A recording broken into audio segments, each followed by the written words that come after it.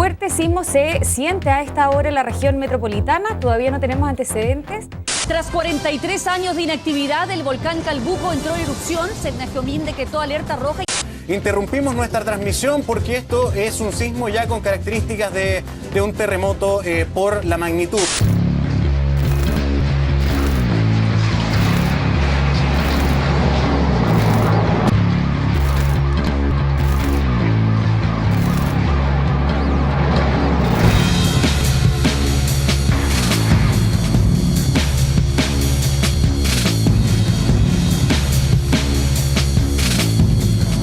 Hay que partir de la base de que los desastres son la confirmación de objetivos de desarrollo mal logrados. El desastre te pone en evidencia que las cosas están mal hechas. Son malos logros de ordenamiento territorial, son malos logros de planificación urbana, son malos logros de normativa, son malos logros de relación con el medio ambiente, etcétera, etcétera, etcétera. Si no somos capaces de rescatar lecciones aprendidas de lo que vivimos ciertamente nos queda mucho por recorrer y avanzar.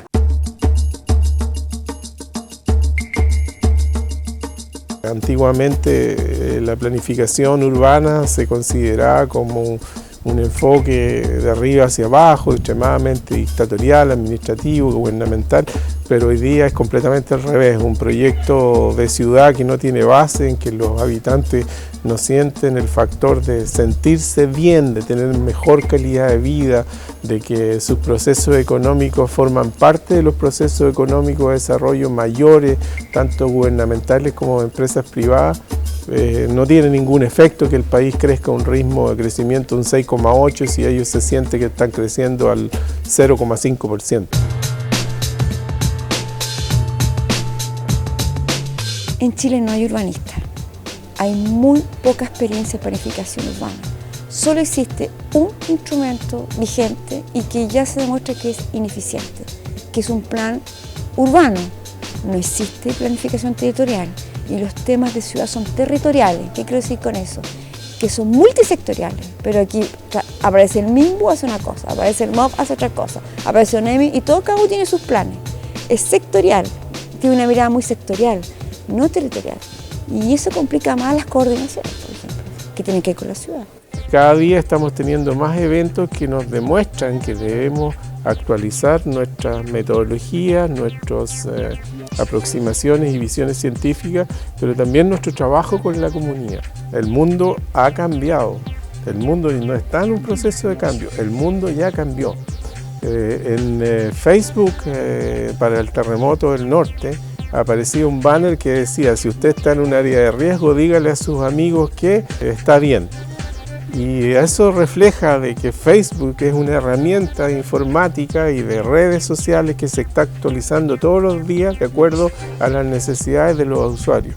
Con suerte tenemos comunidades riesgos sustentables, con suerte nuestros instrumentos de planificación territorial consideran de forma adecuada la permanente amenaza de eventos de la naturaleza. Con suerte vivimos tapando la luz del sol con un dedo, instalando señalizaciones, poniendo sirenas y realizando simulacros, pero no ocupándonos del riesgo probablemente tal, sino que de la emergencia, que es una parte del desastre, y que del potencial desastre que va a venir, y que de alguna forma le dice a la comunidad: oye, acá tenemos un problema serio, pero no vamos a hacer nada, solamente vamos a manejar la emergencia.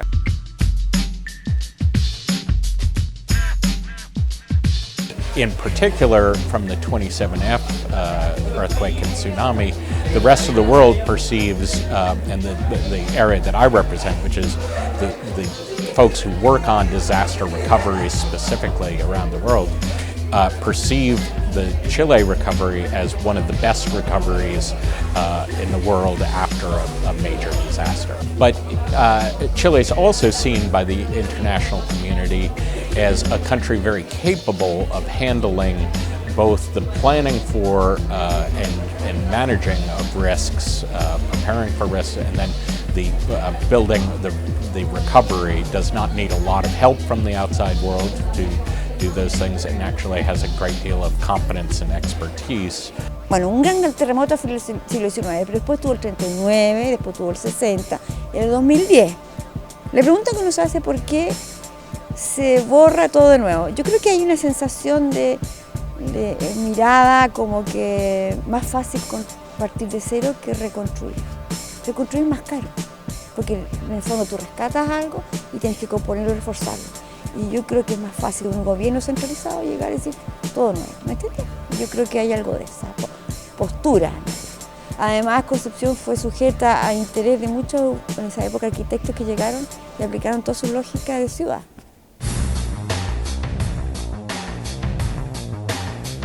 Como suele pasar con estos eventos, se generó una conciencia al respecto del riesgo y se han empezado a hacer algunos avances, pero todavía están en etapa muy inicial, diría yo. Están en proceso y hay que hacer hartos más avances para generar una política territorial que realmente ayude a reducir el riesgo y que esté al nivel de los casos internacionales que tienen más desarrollado este tema, como podría ser en California, en Australia, en España. En general, el mayor riesgo de desastre es en el interfaz urbano-rural, o sea, donde el bosque se junta con la ciudad. Bueno, la región del Biobío es la que tiene mayor riesgo, seguida por la región de la Araucanía y por la región de Valparaíso. Hay que no solamente preocuparse de que las políticas públicas sean efectivas, sino que enrostren y radiográficamente representen a las comunidades que son la base del desarrollo. Y ahí entonces entra lo que significa regeneración urbana.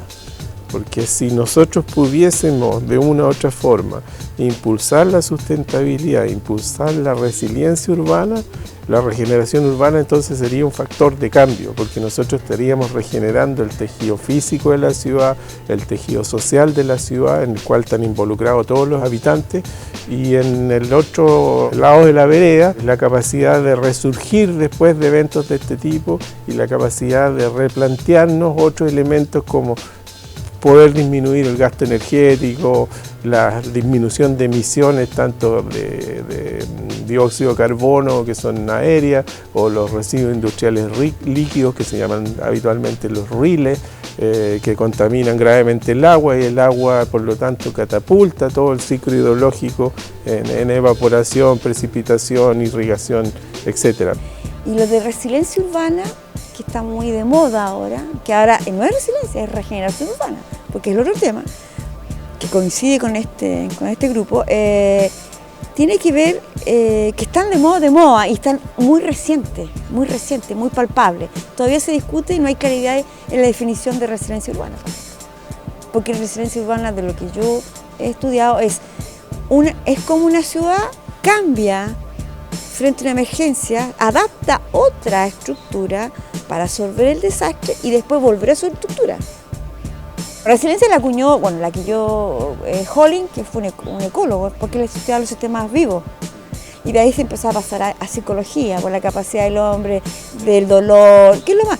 Pero generalmente lo que es resiliencia, en esta perspectiva, como está abordado aquí, es más de la gobernanza, como de cómo llevar a cabo, cómo la gente se adapta a esta cuestión. Mi tema es cómo la ciudad físicamente puede ser resiliente. No puedo negar que claramente Chile, con la recurrencia permanente que tiene de grandes eventos, claramente tenemos ciertas conductas ya adquiridas de autocuidado particularmente y estructuras particularmente resistentes a la amenaza sísmica, por ejemplo. Sin embargo, todos los otros eventos de la naturaleza en Chile, en su gran mayoría, son temas huérfanos y donde claramente hasta el momento la naturaleza ha sido muy permisiva con nosotros. Hoy día tenemos que meditar, hacerle ver a los usuarios de una ciudad cuáles son y de una u otra forma tratar de identificar cuáles son las estrategias de futuro y los escenarios futuros a los cuales se puede llegar mejor preparado, con una capacidad de reacción, que es lo que significaría la resiliencia cada vez más profunda y más internalizada en las personas, de manera que, por ejemplo, puedan reaccionar mejor frente a un desastre por alerta temprana, por evacuación, por tener una conducta cívica adecuada, por poder estar convenientemente informada, en saber cuáles son los planes de reconstrucción, por tener la capacidad de, si está viviendo en un área de riesgo, por ejemplo, tomar los seguros correspondientes de manera en vez de transferirle al Estado la responsabilidad de la reconstrucción, tú vas y retiras un cheque e inmediatamente puedes reponer todo el capital físico que tenías anteriormente. the Chilean people were very resilient. And I think some of that comes from having a long history of disasters and knowledge and familiarity with disasters. So it's been part of the culture and part of the planning. But certainly since 27F, it has become, the awareness has spread to the individual population, to businesses, to universities, as well as, of course, government, who's taken it far more seriously. But also, in terms of the people themselves, they've developed an ability for resilience, for understanding risk, for appreciating risk, for mitigating risk, and then for also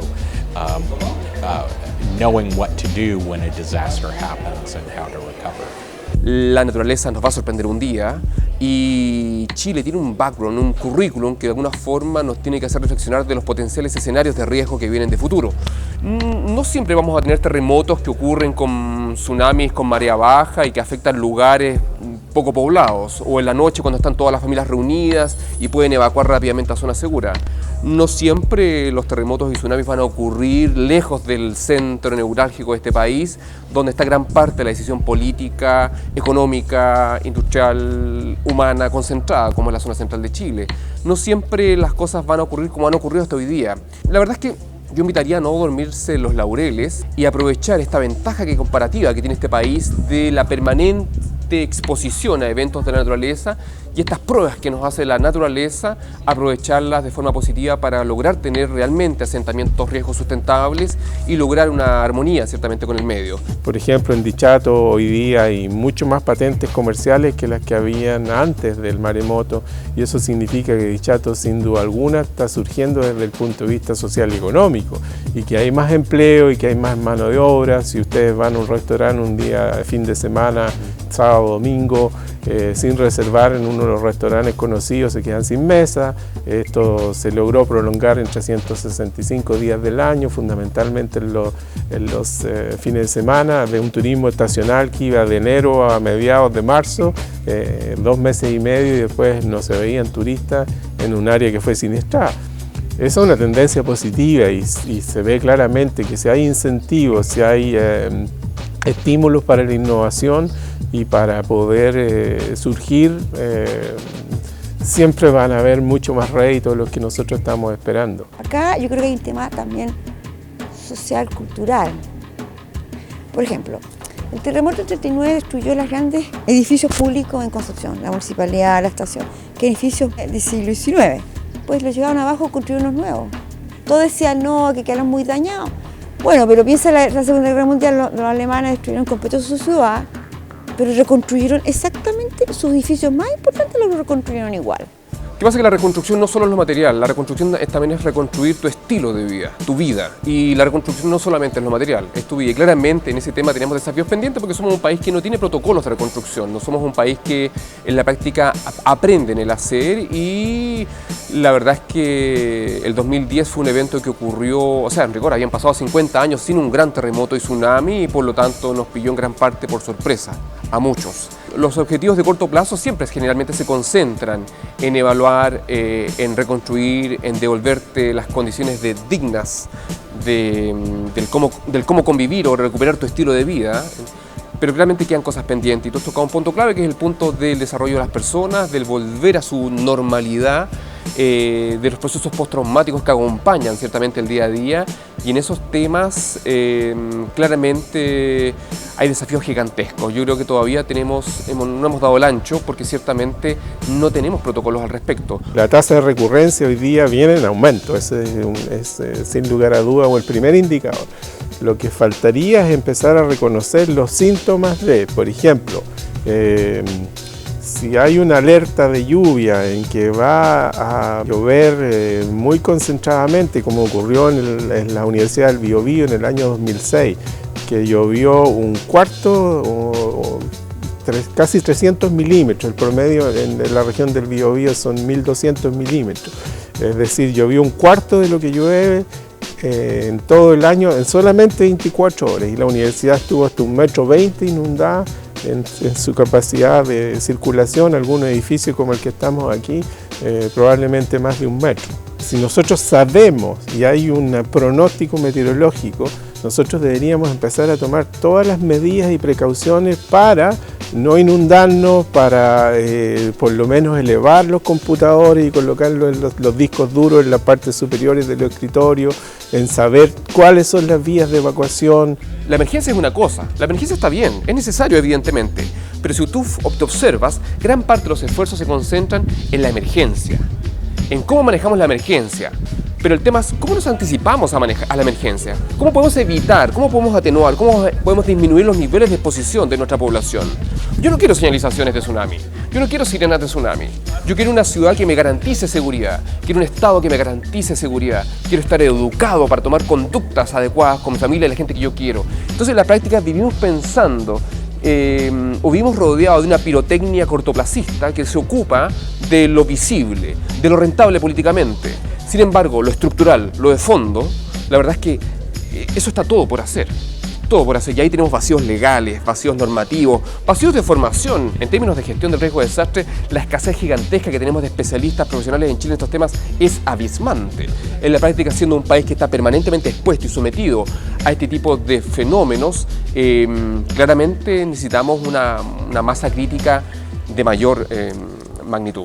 Es difícil construir una política pública desde la base, en la cual somos todos los llamados a participar. En este momento los profesionales y los técnicos no tienen las respuestas muchas veces están en los usuarios que saben radiográficamente qué es lo que le pasa a su comunidad. Los municipios tienen el dominio y el conocimiento del territorio y muchas veces no tienen los tiempos ni los equipos técnicos para resolver los problemas, y en ese sentido las universidades son un aporte sustancial. Nosotros, por ejemplo, dentro del concierto regional se desarrolló la estrategia regional de desarrollo coordinada por la Universidad del Biobío, la anterior y esta, que es la actualización de la anterior y que la deja en vigencia por un número de 5 años. Estamos haciendo el plan de desarrollo comunal de Talcahuano, que en el fondo es la base para el plan regulador y es la base para decir cómo la sociedad se involucra con una visión y misión de futuro que probablemente va a ser transferida a los instrumentos de planificación territorial. Y por el otro lado estamos desarrollando los parques de mitigación y de articulación de grandes empresas, como en este caso es ENAP o es la Central Bocamina en Coronel, y que están directamente hechos a través de la participación de la comunidad como los agentes primordiales para sentar las bases de qué construir en estos espacios urbanos y cómo ellos pueden absorber mejor, integrar a sus niños, a los ancianos, a los adultos mayores, de manera que la accesibilidad, el uso del espacio y el involucramiento ciudadano sea el principal motor y el principal factor identitario dentro de estos espacios de desarrollo futuro. Esta concertación de actores y la concertación de intereses por el otro lado son lo único que puede hacer que las ciudades cambien.